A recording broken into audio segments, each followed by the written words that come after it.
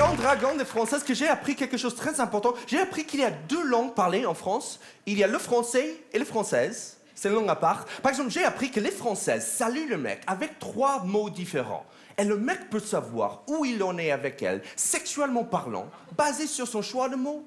J'explique. Il y a la catégorie bonjour, salut. Et une 3e catégorie où il faut surtout pas être si t'as le moindre espoir de coucher avec elle. C'est coucou.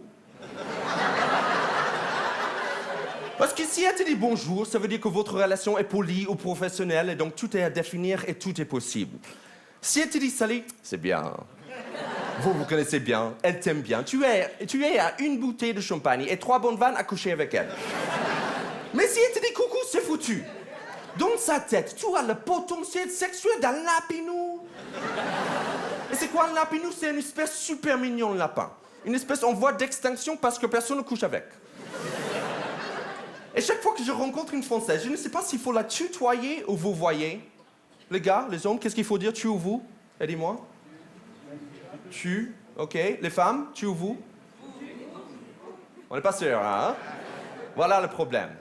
Parce que ma prof de français, elle m'a dit que quand on rencontre quelqu'un pour la première fois, peu importe la personne, il faut dire vous, pour être poli. Tandis que mon pote Tristan, il m'a dit, si tu veux la niquer, il faut dire tu tout de suite. Donc moi, je préfère dire vous, pour être poli. Et aussi parce qu'à l'époque, je ne comprenais pas ce que ça veut dire le mot niquer. Donc ça m'a fait un peu peur. Et aussi parce qu'une fois, j'ai tutoyé une fille trop tôt. Elle m'a dit qu'on n'a pas gardé le cochon ensemble. Donc depuis chaque fois que je rencontre une Française, je demande d'abord si on peut garder le cochon ensemble.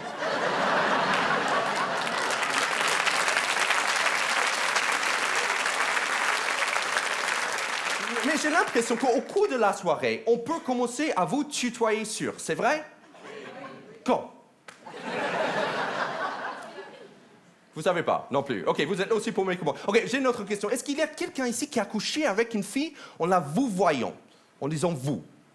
Bon, sauf si tu baisais plusieurs filles. Je pense dans ce cas-là, c'est plus approprié de vous. Non, j'avoue que c'est assez bizarre de dire « Excusez-moi, mademoiselle, est-ce que vous pouvez vous mettre à 4 pattes, s'il vous plaît ?» C'est vrai que le plus mauvais français que j'ai jamais parlé, c'était au lit en disant de cochonneries. J'ai eu ma chance avec une fille peu après être arrivé en France. Et il faut dire que c'est assez bizarre de faire un acte d'adulte avec le vocabulaire d'un gamin de 5 ans. Je ne connaissais pas un seul gros mot, mais parce que dans mon cours de français cette semaine-là, on a pris le vocabulaire du marché, j'ai utilisé ça. Quand elle m'a chuchoté dans l'oreille, « Parle-moi ». J'ai dit « Ah oui, achète ma carotte ». Avec ceci, tes melons sont bien mûrs. Ça sera tout. On vous remercie. Mais la langue française est perverse parce que même si on apprend le mot, on est niqué par la grammaire. Vagin, en français, est un mot masculin. Bite est une femme. Les seins sont de gars, les couilles de copines, mais c'est une blague. Et en plein vif du sujet, c'est pas le moment d'aller chercher comment on conjugue le verbe jouir au subjonctif. Moi, je dis, il faut que je jouime. Que je jouite, que je jouille. Mais il faut avoir une notion bac pour se taper une française. En plus, tu peux pas demander à ton prof de français de faire une leçon sur tout ça. Vous imaginez? Lundi, nous apprendrons le vocabulaire de la poste. Mardi, nous irons à la plage. Mercredi, nous baiserons Marie-Estelle. Mais c'est en sortant avec ma prof de français que j'ai pu vraiment avancer. Le début de la soirée était plus que parfait. Au restaurant, on s'accordait très bien. On a parlé de nos passés simples, nos présents, nos futurs proches. Elle adorait mon accent grave. En sortant, elle m'a demandé si je voulais opérer une conjonction avec elle. J'ai répondu par l'affirmative, et avec un point d'exclamation. En arrivant chez elle, rapidement, on s'est trouvé en juxtaposition. Là, elle s'est mise à employer l'impératif en espérant que je sois subordonné. Puis quand elle a voulu employer un complément d'objet direct, j'ai employé le négatif. J'ai mis un point final à tout ça, même si mon plaisir restait en suspension. En sortant de chez elle, elle m'a demandé si j'aimerais revoir le sujet. J'ai répondu par le conditionnel. Il vaudrait mieux garder toute cette histoire entre parenthèses. Je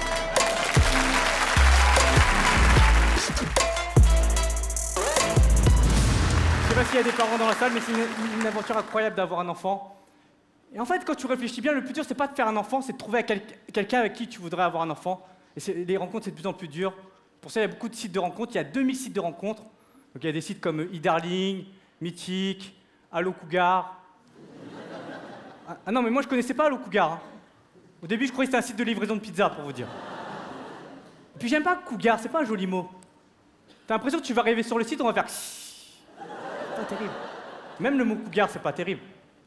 Il y a un autre mot pour appeler les femmes Cougar, on appelle ça des femmes mûres. C'est pas beau. Les fruits, c'est mûr, mais pas une femme. Femme mûre, t'as l'impression, on va te dire, vous pouvez la ramener chez vous, mais faut consommer tout de suite. Si c'est pour demain matin, c'est mieux de la mettre au frigo, sinon demain elle sera toute pourrie. Moi, perso, j'ai jamais dragué une femme mûre. C'est pas parce que je les trouve pas séduisantes, justement, je les trouve séduisantes. Mais quand tu dragues une femme mûre, tu dois changer tes techniques de drague. Hein. Tu peux pas aller voir une femme mûre et lui dire alors, vous habitez chez vos parents non, c'est mes parents qui habitent chez moi. Vu l'allongement de la durée de la vie, je trouve ça tout à fait normal, petit con. Mais je comprends qu'on passe par des sites comme ça parce que quand t'es désespéré, tu tentes tout. Hein. Juste pour vous raconter une anecdote, moi j'ai été des célibataires longue durée, et quand t'es célibataire longue durée, tu psychotes. Tu sais, tu vois tout le monde en couple, tu te sens différent, tu te sens exclu, tu te sens vraiment à part, quoi. Je sais pas si des gens dans la salle ont été célibataires longue durée. Non. Ah non, tout le monde belge. C'est ça? Non, vous me le dites. Non mais quand t'es célibataire longue durée, ce qu'il y a de pire dans la vie, c'est d'entendre aux infos le serial killer a été dénoncé par sa petite amie. Putain, même les serial killers, ils ont une meuf et moi je galère. Parce qu'il y a des femmes qui aiment les serial killers, hein, faut le savoir. L'autre fois, j'ai vu un reportage et la fille était folle d'un serial killer. Elle disait oh, ce type-là, je l'aime trop, il fait trop bien l'amour. Tu m'étonnes, ils s'entraînent sur des cadavres. À Paris, il y a cartonne cette vanne.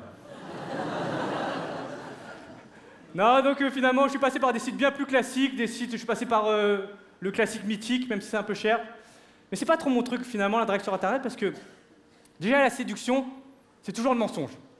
Mais quand t'es sur Internet, tu te lâches, tu sais. T'es chez toi en slip avec tes deux claviers, le Jean-Michel Jarre de la drague. Et à un moment donné, la fille, elle me demande où j'habite, normal.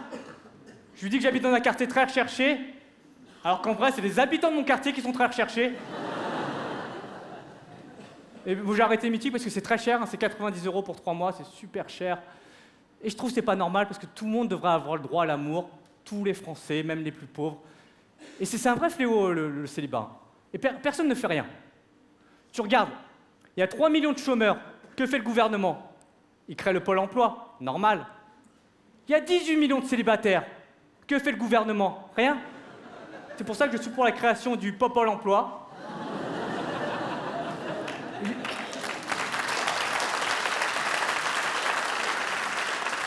Imagine, demain, t'as rendez-vous avec ton conseiller Pôle emploi. Monsieur, vous n'êtes pas actualisé sur Internet, je le vois. Il faut une recherche active de retour à vie sexuelle. Un préservatif usagé n'est pas une recherche active, c'est pas une preuve. Une main courante, ok, ça passe. Non, mais... Et au final, pourquoi les gens ils passent par des sites de rencontres? Pourquoi les gens ils se parlent pas, ils s'adressent pas la parole comme ça? Pourquoi les gens ne se parlent plus? Dans des grandes villes comme Paris, plus personne ne se parle. À Paris, les seuls inconnus qui te parlent et qui te sourient, c'est les témoins de Jéhovah. J'ai rien contre des témoins de Jéhovah, hein. Me faites pas dire ce que j'ai pensé. Moi, je dis ça, moi jamais je drague une fille dans la rue, hein, parce que c'est pas trop ma culture, c'est pas trop ma façon d'être. Et quand je vois un mec qui drague une fille dans la rue, je regarde ça comme un film à suspense, tu sais. Je me dis, qu'est-ce qui va se passer? L'autre fois, je vois un mec, il allait accoster la fille, il l'a abordé, il lui a dit Mademoiselle, quand je vous ai vu, mon cœur, il a fait boum. La fille, elle a regardé, elle lui a dit j'ai l'impression que Charles Trenet essaie de me pécho. Non, moi, je préfère draguer en soirée, je trouve que c'est un meilleur contexte. Et surtout en soirée, c'est vraiment là que tu vois comment les filles, elles sont vraiment le plus naturelles.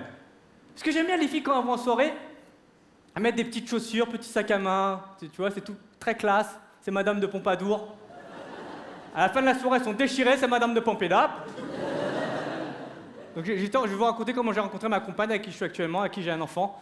C'était en soirée, et dès que je l'ai vue, je me suis dit, c'est vraiment le genre de fille à qui t'as envie de te fabriquer des souvenirs. Je voulais pas aller la voir et lui dire des banalités comme « Eh, t'es payé sur 12 ou 13 mois ?» Humour de salarié.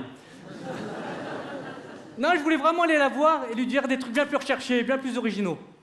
Alors je me suis approché discrètement d'elle et je lui ai dit « Mademoiselle, si vous étiez une règle du code de la route, vous seriez ma priorité. » C'est bien ou pas?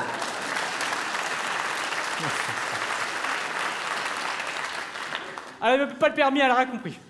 Passez pour un con. Passez pour un con. Elle allait se barrer.